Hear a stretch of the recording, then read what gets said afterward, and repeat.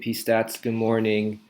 Happy Motivational Wednesday. Today's April 22nd, and I wanted to go over your unit test from last week. Remember this unit test you submitted on Google Classroom? There was a extra credit deadline of Tuesday, 3 p.m., and the regular deadline was Thursday, 3 p.m. And I was very impressed with your results. So I'm glad you still remember a lot of this stuff. That makes me so happy. Before we jump in, I just want to encourage you all to attend today's practice AP exam. This is optional. You don't have to come, okay, if you don't want to. But for the next handful of Wednesdays until the actual AP exam, every Wednesday from 12:30 to 1:30, we'll be having a practice AP exam. It's going to be 2 questions. You have 30 minutes to do the first, 30 minutes to do this next one, and then I'll grade them and give my feedback for you. Okay, again, it's optional, but I think it'd be great practice. Okay, so this test was out of 18 points, which is a little more than half of what your usual unit test were. 4 points for each prompt. There were 4 prompts, if you remember.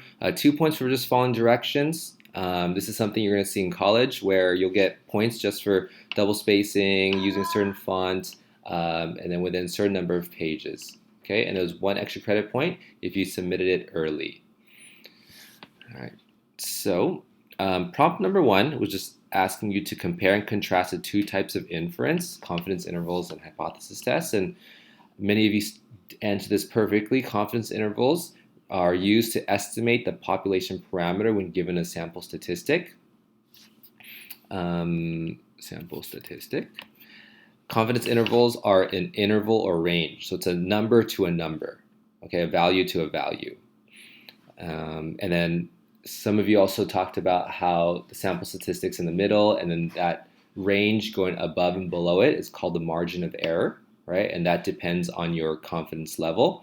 One huge giveaway to know if it's a confidence interval question is if they give you a confidence level. Sometimes they don't give it to you and you have to make one up yourself, as we did in prompt number 4. You'll see that in a second.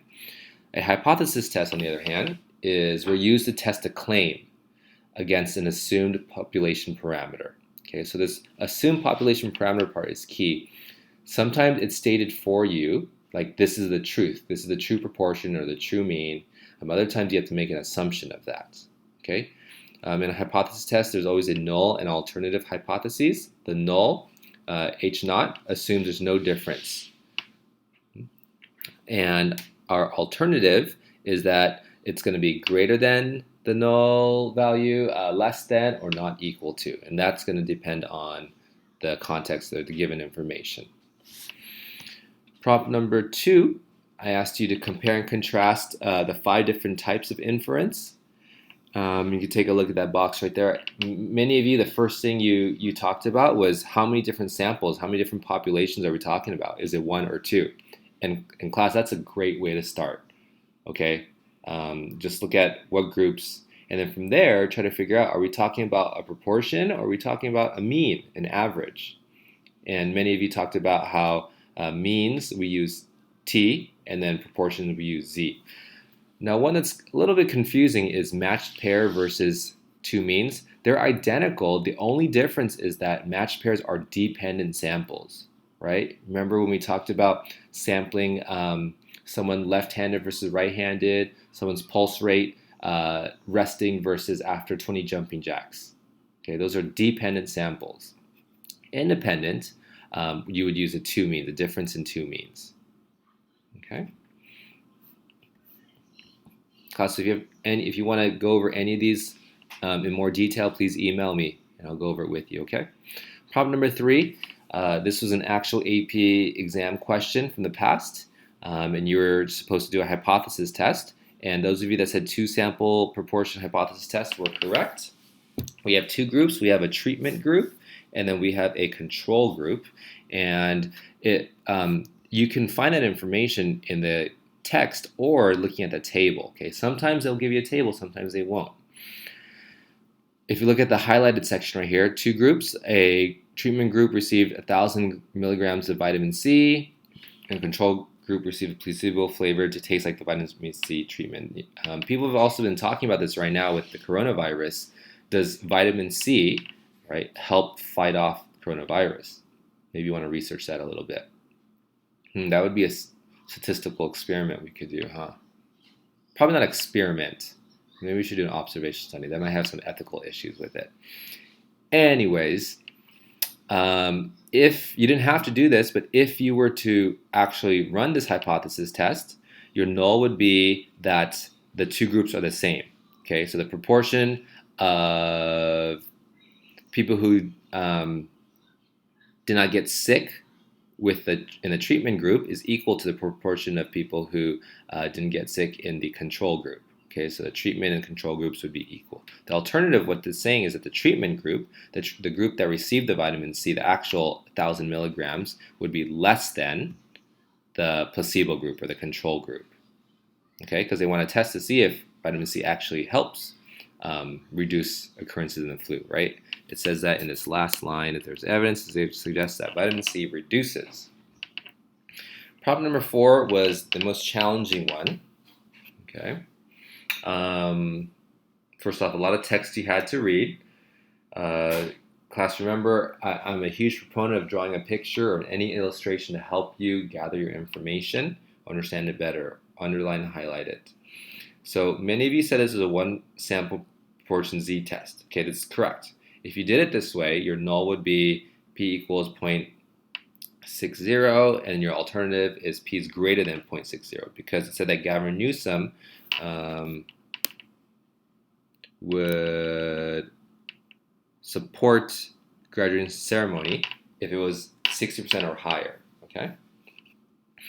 Some of you said this was a 2 proportion z-test. I'm guessing you said this was a 2. This is incorrect. You said a 2 proportion z-test because there was an option D and E.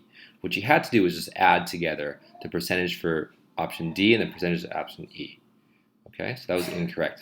Now, some of you argued confidence interval, and this is going to take a lot more work, but this would be correct as well.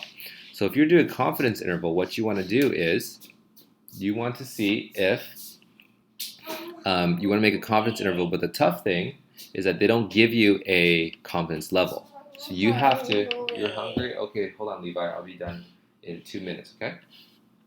What you need to do is make one up yourself, and your answer would change depending on what your confidence level was. So you want to really see is, does your interval include 60% or above, okay? So if you look at this interval for 90%, you can see that it does not include 60% or above, or 0.6 or above. In class, remember, if you want to make your interval wider, what do you have to do your confidence level? They can't see you, but thanks, Levi. Okay. And what we found is 99%, even if you do 99%, it still doesn't go to 60% or 0.6 or above. Okay. So what we need to do here, if we tried 99.9, you can play around with this on your calculator. Can they hear me? They can hear you, but they cannot see you. Hello. Levi, you want to tell them about your butterflies? Where have they gone? Yeah, your butterflies, we set the butterflies free, huh? It's Earth Day today, so it's very appropriate. The Earth needs more butterflies, huh? And less global warming. The Earth needs more butterflies, but we still have a few butterflies, right? Mm-hmm, we still do. Where are they? They're flying around. Did we leave their home outside? Yes, their home is outside. Mm-hmm. Did you leave the cat open? I think so. Hold on, Levi, I'm almost done, okay? So the if you did 99.9%, it would finally captures here. So your answer would be dependent on your confidence level, okay? So that's, not many of you answered it this way, but this would work as well. A lot of you just went with one sample proportion z-test. How did you know this was a proportion? I think a lot of you saw this percentage, right? But remember, a percentage does not automatically mean that it is a proportion. Like, for example, if we're talking about like the average score on a test or average, I don't know, graduation rate at a school, right? That would be a mean. Okay, guys, let me know if you have any questions. I hope to see you today, 12:30 on Google Classroom, okay? Take care.